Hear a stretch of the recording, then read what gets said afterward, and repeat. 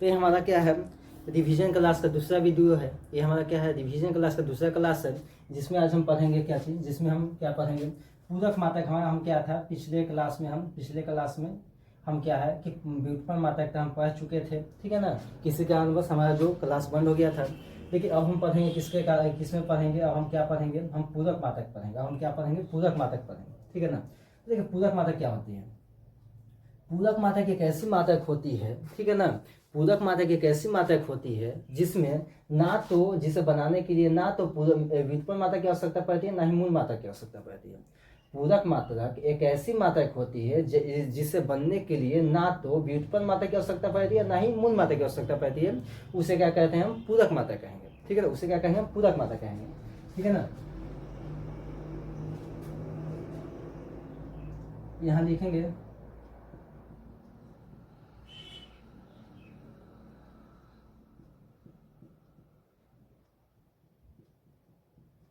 वैसी मात्रक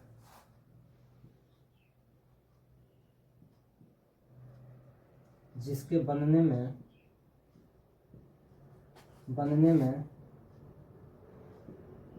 ना तो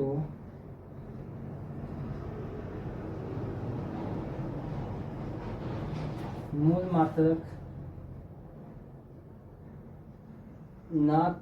मात्रक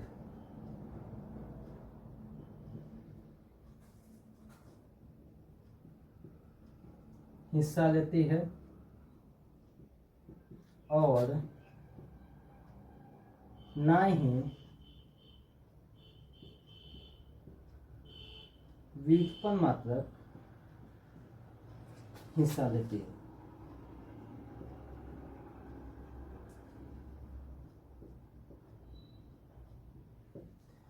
कहने का मतलब है पूरक मात्रक वैसी मात्रक होती है, पूरक मात्रक वैसी मात्रक है जिसके बनने में ना तो मूल मात्रक हिस्सा लेती है, ठीक है, और ना ही व्युत्पन्न मात्रक हिस्सा लेती है। कहने का मतलब है पूरक मात्रक में ना ही मूल मात्रक होती है और ना ही व्युत्पन्न मात्रक होती है। ये क्या होता है, एक अलग मात्रक होती है, जिससे क्या है मूल रूप में दो भाग में बांटा गया। जिसके क्या है दो भाग होते हैं।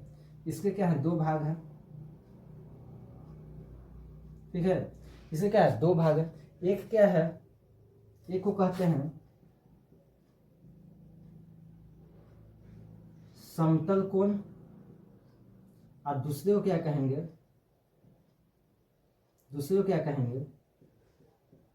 घन कोण। दूसरे को क्या कहेंगे, घन कोण कहेंगे। एक को क्या कहेंगे, समतल कोण, और दूसरे क्या कहेंगे, घन कोण कहेंगे।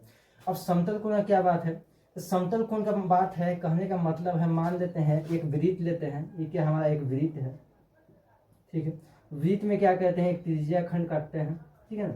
और जब हम थीटा निकालते हैं, थीटा का मान निकालते हैं, जब हम क्या थीटा निकालने जाते हैं तो क्या कहते हैं, हम क्या लिखते हैं, थीटा बराबर चाप बाई त्रिज्या, ठीक है ना। तो चाप क्या हो गया, चाप को हम यहाँ ले लेते हैं, डी ले लेते हैं, ठीक है ना। इस चाप को डी ले लेते हैं और त्रिज्या तो यहाँ पर आ रहे हैं। तो जब हम यहाँ पर देखते हैं कि चाप की जगह हम डी लेते हैं और त्रिज्या की जगह हम आर लेते हैं, तो देखिए चाप भी क्या है, ये जो चाप है ये भी क्या है, एक तरह की लंबाई है, ठीक है। चाप क्या है, एक तरह की लंबाई है। और त्रिज्या भी क्या है, एक तरह की लंबाई है, ठीक है ना। और लंबाई का मात्रा क्या लिखे थे हम, लंबाई को किससे सूचित करते हैं, आपको मीटर से। और मीटर को लिखते कैसे हैं, एम से सूचित करते हैं। लंबाई का ऐसा मात्रा क्या मीटर होता है, और मीटर को सूचित कैसे करते हैं, एम से करते हैं। वैसे ही इस लंबाई को क्या लिखेंगे, इसको भी एम लिखेंगे। अब देखिए क्या होता है, जब हम जैसे हम देखे थे पिछले क्लास में, यहाँ पर वेग का था, वेग का क्या लिखे थे, मीटर पर सेकंड। देखिए मीटर पर सेकंड जब हम लिखे थे, देखिए ऊपर मीटर है नीचे सेकंड है, दोनों क्या है अलग अलग है। ऊपर क्या लंबाई का मात्रक है, ऊपर क्या है लंबाई है, ये लंबाई का मात्रक है, ये क्या है समय का मात्रक है। तो लंबाई का मात्रक समय का मात्रक ये अलग अलग है, ये नहीं कटेगा, ये क्या है नहीं कटेगा, ये क्या करेगा एक नई मात्रा का निर्माण करेगा। जब ये नहीं कटेगा तो एक नई मात्रा का निर्माण करेगा। लेकिन ऊपर भी क्या है, यहाँ मीटर है और नीचे भी क्या है मीटर है। ये तो मीटर से मीटर दोनों क्या लंबाई ही था, तो दोनों कट गया, बचा कितना, एक बचा।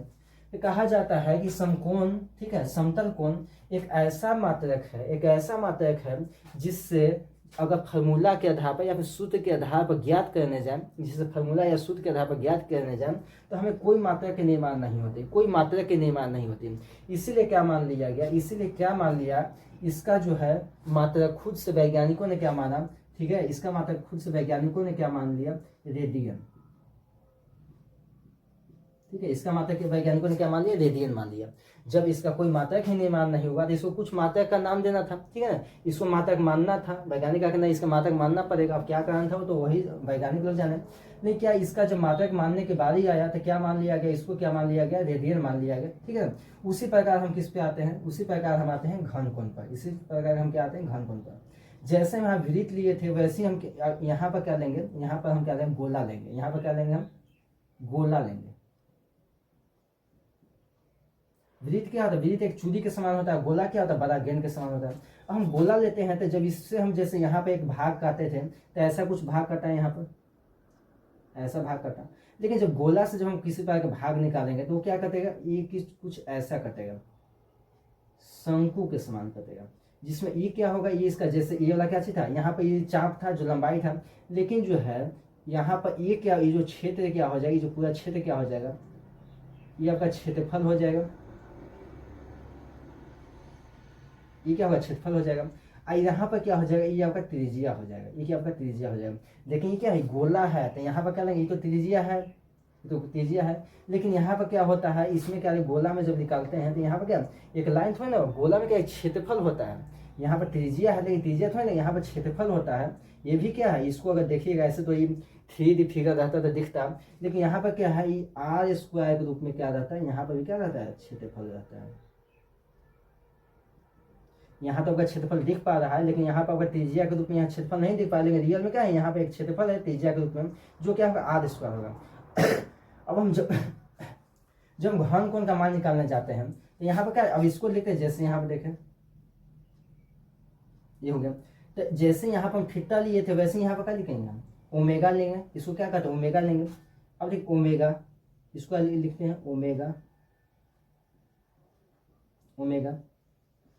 अब ओमेगा बराबर क्या होता है, ठीक है ना, तो ये क्या होता है, ऊपरी सतह का क्षेत्रफल, ये क्या होगा, ओमेगा बराबर क्या हो जाएगा, तो यहाँ पर इसको ले लेते हैं क्षेत्रफल, इस क्षेत्रफल को, इस सतह को क्षेत्रफल को लेंगे वृत्त वाला, इसको करके ले लेते हैं हम एस ले लेते हैं, ठीक है ना, क्षेत्रफल को ताकि देखिए यहाँ पर हम डी लिए थे ना, यहाँ पर डी लिए थे लंबाई को, यहाँ एस ले लेते हैं क्षेत्रफल को, और यहाँ पर r² थी तो r² है ही, और क्षेत्रफल को क्या लिखेंगे, क्षेत्रफल को, यहाँ पर क्या लंबाई के स्क्वायर होता है, लंबाई स्क्वायर होगा, या फिर देखिए यहाँ पर क्या वृत्त है ना, ये वृत्त है तो वृत्त का क्षेत्रफल क्या होता है, वृत्त का क्षेत्रफल होता है, ठीक है, यहाँ पर लिख देते हैं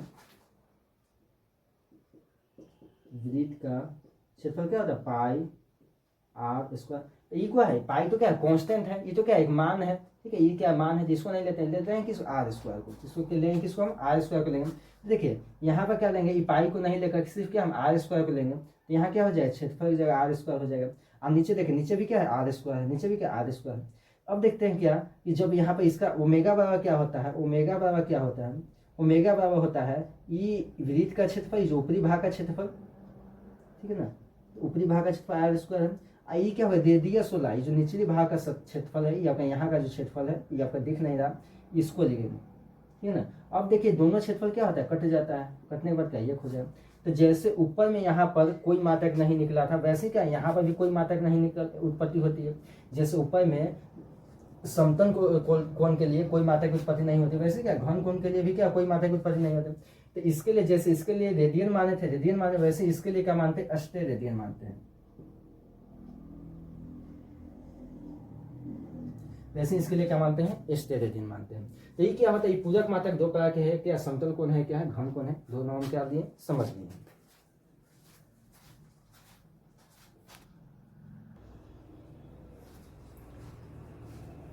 अब हम आते हैं आगे इसमें मात्रकों के मापने की पद्धतियां पर। मात्रकों को मापने के लिए किन किन कौन कौन पद्धतियों का प्रयोग किया जाता है, ठीक है, किया जाते आ रहा है, उसके बारे में हम समझते हैं, ठीक है।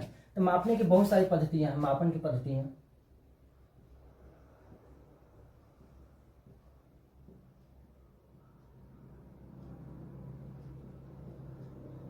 मापन की क्या पद्धतियां। अब पद्धतियाँ में हम लोग पढ़े थे, बहुत सा पद्धतियाँ होता है। पहला क्या होता है हमारा MKS पद्धति, MKS पद्धति, ठीक है ना। इसमें क्या होता है, M क्या होता है, M मीटर होता है, K क्या हो जाएगा,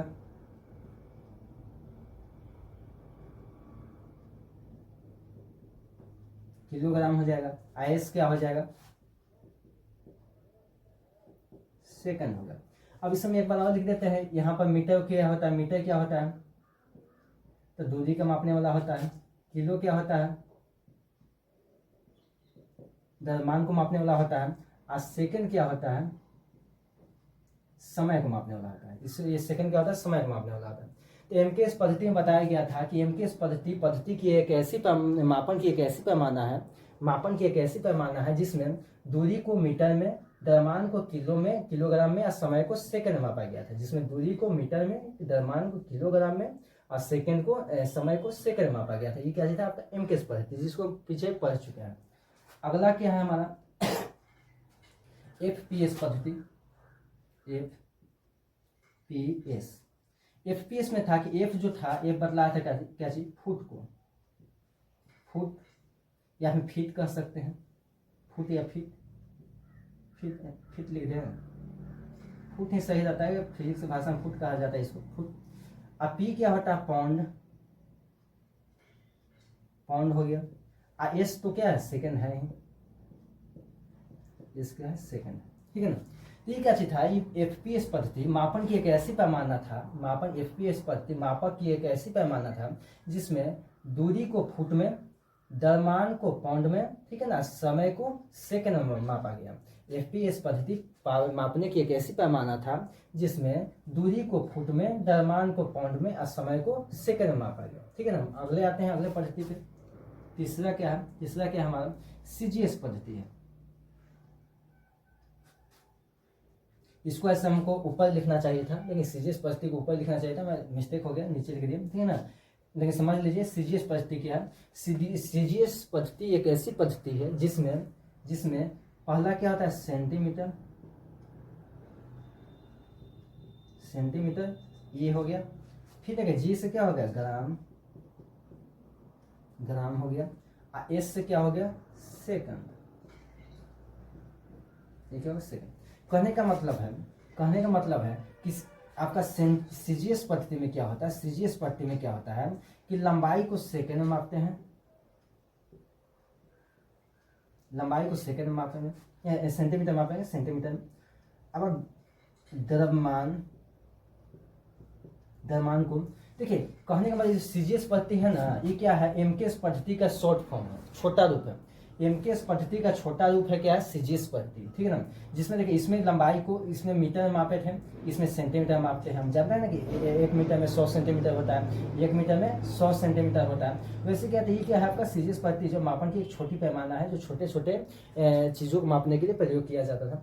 वैसे देखिए, यहाँ किलो था, यहाँ ग्राम है, तो 1 किलोग्राम में क्या होता है, 1000 ग्राम होता है। लेकिन समय क्या है, समय सेम है। तो ये क्या है, MKS पद्धति का ही क्या है, छोटा रूप क्या है, CGS पद्धति है, जिसमें क्या है, लंबाई को सेकंड में, द्रव्यमान को ग्राम में और समय को सेकंड में मापा गया। अगला जो पद्धति है इसका नाम क्या चाहिए, SI पद्धति,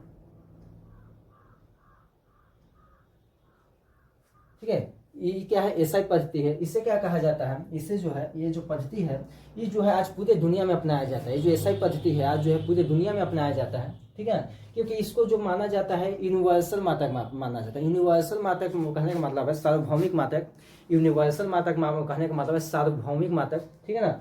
सार्वभौमिक मात्रक एक ऐसी मात्रक होती है जिसे अपने देश में, मतलब हमारे यहाँ भारत में तो प्रयोग किया ही जाता है, साथ ही साथ भारत के बाहर जितने भी देश हैं, सभी देशों में आज इसी पद्धति के मात्रकों का प्रयोग किया जाता है। आज भारत के साथ साथ दुनिया के जितने भी देश हैं, कहीं भी अगर मापना होता है तो ऐसा ही पद्धति का ही क्या किया जाता है, प्रयोग किया जाता है। अब इसमें क्या होता है, इसमें देखिए, जो MKS पद्धति है ना, बस वही है, ये आपका क्या है, SI पद्धति है। तो MKS पद्धति में कैसे, यहाँ पर था आपका मीटर, जैसे हम यहाँ उसने बताया था कि आपका क्या होता है, दूरी को मीटर में, यहाँ द्रव्यमान को किलोग्राम।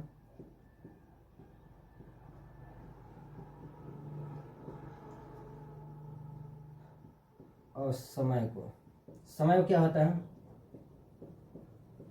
सेकंड। ठीक है, तो बस ये जो एमकेएस पद्धति है ना, वैसे क्या आपका एसआई पद्धति है, इसको क्या पहले माना गया था, लेकिन इसका क्या नाम बदल दिया गया, एसआई पद्धति हो गया। इसे जो है एसआई पद्धति का क्या कहा गया, ये क्या है, यूनिवर्सल मात्रक हो गया। अब कह दिया गया कि ये जो मात्रक है पूरी दुनिया में इसका प्रयोग किया जाएगा, इसका जो है पूरी दुनिया में प्रयोग किया जाएगा, इसका क्या है पूरी दुनिया में प्रयोग किया गया है। आज हमारे पूरे दुनिया में जो है इन्हीं जो है 3 मात्रकों का प्रयोग किया जाता है। और जो है तापमान के लिए भी लिया गया था, जैसे मूल मात्रक पता है, तापमान के केल्विन हो गया, तो वो सब क्या है आपका क्या एसआई पद्धति में प्रयोग किया जाता है। तो एसआई पद्धति मापन की एक ऐसी पैमाना है जिससे आज जिस मात्रकों के द्वारा आज पूरी दुनिया में मापन की क्रिया संपादित की जाती है, उसे क्या कहते हैं, एसआई पद्धति कहते हैं। तो हम जो है मापन की पद्धतियाँ पढ़ लिए, 4 तरह की पद्धतियाँ होती है। पहले विकास हुआ एमकेएस पद्धति का, फिर एफपीएस पद्धति, सीजीएस पद्धति, एसआई पद्धति। आज पूरी दुनिया में सबसे प्रचलित पद्धति क्या है, तो एसआई पद्धति है। आज इसी पद्धति का प्रयोग जो है पूरी दुनिया में हमारे यहाँ किया जाता है। तो हम अब आगे आते हैं, क्या है आगे हम पढ़ेंगे क्या, विमीय सूत्र पे। ठीक है, आगे जो हमारा टॉपिक है क्या है, विमीय सूत्र है। ठीक है ना, विमीय सूत्र।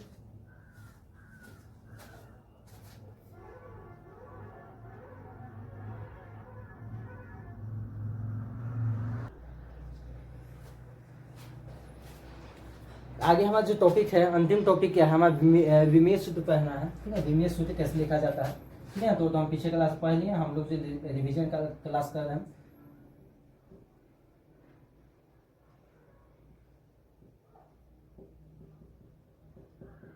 सूत्र, अब देखिए विमीय सूत्र का क्या बात है कि विमीय सूत्र जैसे हमें जो है एसआई पद्धति में, ठीक है, लंबाई के लिए किलो लिए हैं। ठीक है ना, आपको जो है द्रव्यमान के लिए क्या आपका लंबाई के लिए क्या है मीटर लिए हैं, द्रव्यमान के लिए केजी लिए हैं, और समय के लिए सेकंड लिए हैं। वैसे ही जो है अब इसमें विमीय सूत्र में क्या होता है, इसको भी एक दर्शाया जाता है। जैसे उसमें एसआई पद्धति में आपका क्या एसआई मात्रक होता है, वे क्या हो गया मीटर पर सेकेंड। ठीक है ना, वैसे क्या है विमीय सूत्र भी लिखने का एक तरीका होता है। विमीय सूत्र भी लिखने का क्या होता है, एक तरीका होता है, जिससे एक डब्बे के रूप में, या फिर कह सकते हैं एक बड़ी कोष्ठ दे करके दोनों तरफ क्या किया जाता है, ये जो बड़ी एम होता है, ये क्या होता है, बड़ी एम किसका होता है, तो बड़ी एम जो होता है द्रव्यमान को बतलाता है। ठीक है, इसमें बड़ी एम जो होता है द्रव्यमान को बतलाता है। फिर देखिए इसमें जो एक लंबाई होता है, ठीक है, लंबाई किसको, एल किसको बतलाता है, लंबाई को। और इसमें क्या होता है, टी होता है। ठीक है, टी किसको बतलाएगा, समय को। ठीक है ना, इसमें और भी लिख सकते हैं, के भी होता है, जिस तापमान के लिए केल्विन होगा। ठीक है ना, के होगा, टी क्या होता है, तापमान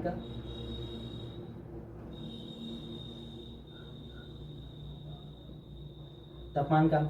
और हम पढ़े थे एम्पियर पढ़े थे। ठीक है ना, विद्युत धारा का। ठीक है ना, ये क्या हो जाएगा, इसका हो जाएगा धारा का। अब ऐसे लिख करके क्या कहते हैं, जब इसे हम क्या कहते हैं, एक डिब्बे में बड़ी कोष्ठ से बंद कर देते हैं। ठीक है ना, बड़ी कोष्ठ से बंद कर देते हैं, तो उसे ही क्या कहा जाता है, विमीय सूत्र कहा जाता है। जब हम द्रव्यमान को एम से, लंबाई को एल से, समय को टी से, ठीक है ना, तापमान को के से, और विद्युत धारा को ए से, ठीक है ना, डिनोट करके, मैं सूचित करके किसी डब्बे में बंद कर देते हैं। ठीक है ना, और ये जो होता है किसी चीज का मात्रक होता है, किसी चीज का क्या था, विमीय सूत्र था, किसी न किसी राशि का क्या रहेगा, ये विमीय सूत्र बनेगा। ठीक है ना, इसे क्या कहते हैं, विमीय सूत्र कहेंगे। जब हम द्रव्यमान को एम से, लंबाई को एल से, समय को टी से, तापमान को केल्विन से, विद्युत धारा को ए से डिनोट करके, ठीक है, एक मात्रक का निर्माण कर देते हैं, इसे ही क्या कहते हैं, विमीय सूत्र कहते हैं। एक सूत्र का निर्माण करेंगे, इसे क्या कहेंगे, विमीय सूत्र कहेंगे। ठीक है ना, अब विमीय सूत्र निर्माण करने के लिए कुछ बात आप समझ लीजिए। ठीक है, क्योंकि बहुत आवश्यकता पड़ेगा इसमें। ठीक है ना, जैसे देख लीजिए, एक मान लेते बट्टे हैं। ठीक है, तो बट्टे के नीचे यहाँ पर ए है। ठीक है, ए है, और यहाँ पर क्या है, बी है। अगर क्या है, विमीय सूत्र में बहुत ज़्यादा आवश्यकता पड़ेगा इसकी। ठीक है ना, इसकी बहुत ज़्यादा आवश्यकता पड़ेगा। देखिए ये जो ए है, ये बी है, अगर क्या है, हमें बी को नीचे से, क्या भट्टा के नीचे, अगर हमें नीचे से ऊपर ले जाना है। ठीक है ना, नीचे से ऊपर ले जाना है, तो पहला बात ये है कि जब ए तो ऊपर है, जब बी नीचे है, तो देखिए नीचे में क्या है, बट्टा के नीचे क्या होता है, भागा में होता है। बट्टा के नीचे क्या, भागा में होता है। ये क्या है, अभी ये डिवाइड में है, भागा में। लेकिन जब नीचे से हम ऊपर ले जाएंगे, तो पहला बात कि यहाँ पर क्या हो जाएगा, ये अभी देखिए अभी भागा में है, डिवाइड में है। लेकिन जैसे ही नीचे से ऊपर ले जाएगी, क्या मल्टीप्लाई में हो जाएगा, और बी क्या हो जाएगा, जब ऊपर जाएगा तो क्या हो जाएगा, कुछ ऐसा बनेगा, ए इंटू बी। इतना समझ में आ गया। अब देखिए यहाँ समझते हैं हम, यहाँ समझते हैं क्या कि देखिए जब बी नीचे रहता है तो हर एक चीज़ जो होता है ना, मान दो के पावर में, पावर मतलब यहाँ माथा पे, पावर मतलब सिर पे, इसके सिर पे जब कुछ नहीं, जब यहाँ पर 2 है, ठीक है, तो क्या है 2 के स्क्वायर हो जाएगा। जब 2 के पावर 3 है, ठीक है ना, 4 के पावर 2 है, ठीक है, तो इसके पावर कुछ है, दिया है तो दिया है, ठीक है ना। लेकिन अगर 2 के पावर कुछ नहीं है, बस अकेला है, तो जब किसी चीज़ के पावर कुछ नहीं होता है, जब किसी चीज़ के पावर कुछ नहीं होता है, 1 होता है। जब किसी चीज़ के पावर कुछ नहीं होता है, क्या होता है, 1 होता है। और क्या होता है, अगर मान लेते हैं हम माइनस में है, यहाँ माइनस में है, ठीक है, तो अगर 2 के पावर -2 दिया है, ठीक है ना, 2 के पावर -2 दिया है, तो इसका मतलब क्या है, इसका लिखने का अर्थ क्या है कि ये जो है 1/2 है, ठीक है। यहाँ बताते हैं, अगर 2 के पावर -2 है, इसको कैसे लिखेंगे, इसको लिखेंगे क्या, 1/2 लिखेंगे। क्या है, क्योंकि देखिए -2 कहने का मतलब क्या है कि ये जो है ना नीचे चल गया, ऐसे लिखें 1/2। हाँ, यहाँ पर 1 के पावर 2, 1/2 के पावर 2 लिखेंगे, ऐसे लिखेंगे, ठीक है ना, 1 के पावर 2/2 लिखेंगे, ठीक है। कहने का मतलब है कि देखिए क्या है कि जब पावर में कुछ नहीं रहता है तो प्लस रहता है, पावर में जब कुछ नहीं रहता है तो प्लस रहता है। और जब हम भागा से गुना में ले जाते हैं, जब हम क्या करते हैं, डिवाइड से मल्टीप्लाई में ले जाते हैं, और जब हम कहा नीचे से ऊपर ले जा रहे हैं ना, तो नीचे से ऊपर ले जाते हैं, तो पहला बात ये जो डिवाइड जो होता है, डिवाइड क्या हो जाएगा, बदल जाएगा किस में, मल्टीप्लाई में बदल जाएगा। और प्लस जो होगा ये किस में बदल जाएगा, माइनस में बदल जाएगा। ये याद रखना है, जब हम नीचे से किसी संख्या को ऊपर ले जाएंगे या किसी चीज़ को ऊपर ले जाएंगे, तो ये पहले क्या है, डिवाइड में है, ऊपर बट्टा है, डिवाइड है, तो ये क्या हो जाएगा, ये आपका गुना बदल जाएगा यहाँ पर जाकर के, ठीक है ना। और जो है इसके ऊपर जो प्लस में है, इसके ऊपर जो प्लस में है, ये क्या हो जाएगा, यहाँ जाएगा तो क्या हो जाएगा, माइनस में बदल जाएगा। तो बताइए बी क्या यहाँ प्लस में था, ऊपर जाए तो -1 हो जाएगा, ऊपर जाए तो क्या हो जाएगा, ये -1 हो जाएगा। और नीचे क्या है, नीचे बट्टा में 1 हो जाएगा, जब नीचे कुछ नहीं है तो 1 हो जाएगा, समझ गया। ये क्या होगा, ऐसे क्या होता है, विमेय सूत्र में इसकी जो है बहुत ज़्यादा आवश्यकता होता है कि जब किसी चीज़ को a/b है, या ऐसे लिख लेते हैं यहाँ पर p/q ले लेते हैं, ठीक है, p/q ले लेते हैं, यहाँ या 2 ले लेते हैं, पावर में 2 ले लेते हैं, तो देखिए यहाँ पर इसको कैसे लिखें, p हो गया। अब देखिए भागा में है तो पहले इसको गुना में करेंगे, और q हो गया तो q को यहाँ लिखेंगे। अब देखिए q यहाँ पर क्या है, जब यहाँ पे स्क्वायर है, ये क्या प्लस में है, ये क्या प्लस में है, तो जब ऊपर ले जाएंगे, नीचे से ऊपर ले जाएंगे, क्या हो जाएगा, -2 हो जाएगा। तो इसे क्या है, जानना अति आवश्यकता है, क्योंकि इसकी जो है इसमें बहुत ज़्यादा आवश्यकता पड़ेगी। जैसे हम निकालते हैं यहाँ विमेय सूत्र पढ़ा लेते हैं क्या है, जैसे उसमें वेग कर लिए थे हम, वेग बराबर क्या होता है, विस्थापन बाई समय, ठीक है ना।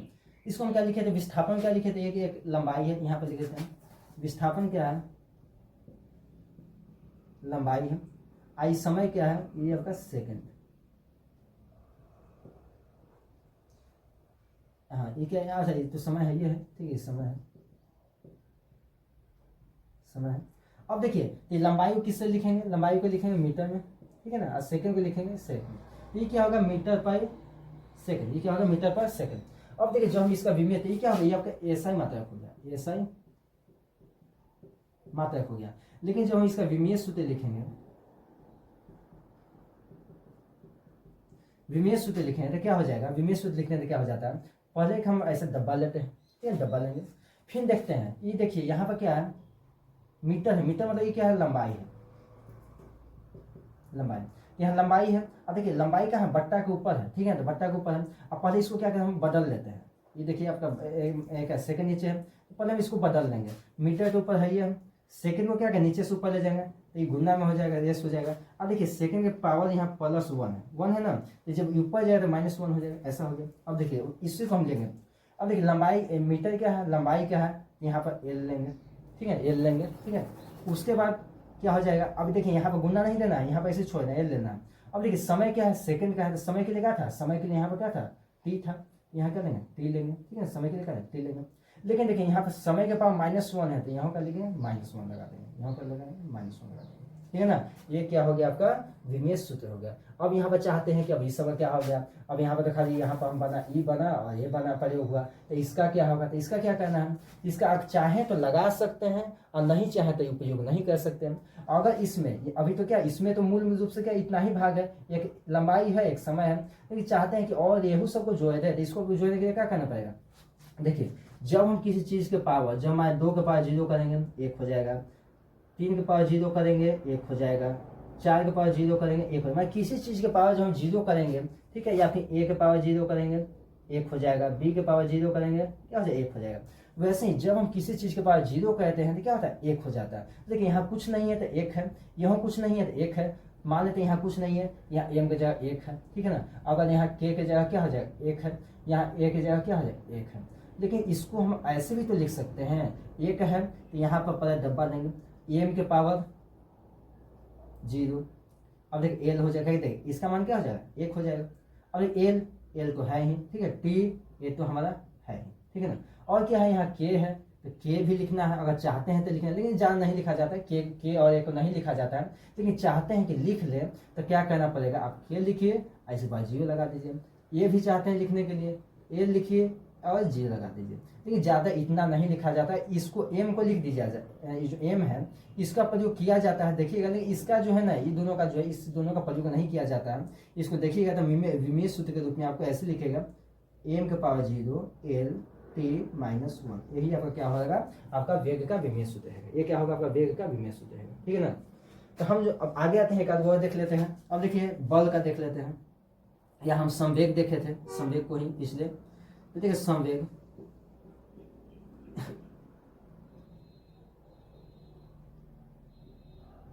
द्रव्यमान गुना वेग।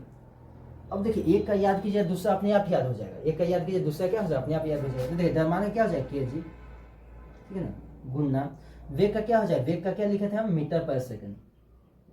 ये सही मतलब क्या होता है मीटर पर सेकंड होता है, यहाँ क्या हो जाएगा मीटर पर सेकंड। तो ये क्या होगा, ये जो होता है संवेग का SI, ये क्या होगा SI मात्रक होगा।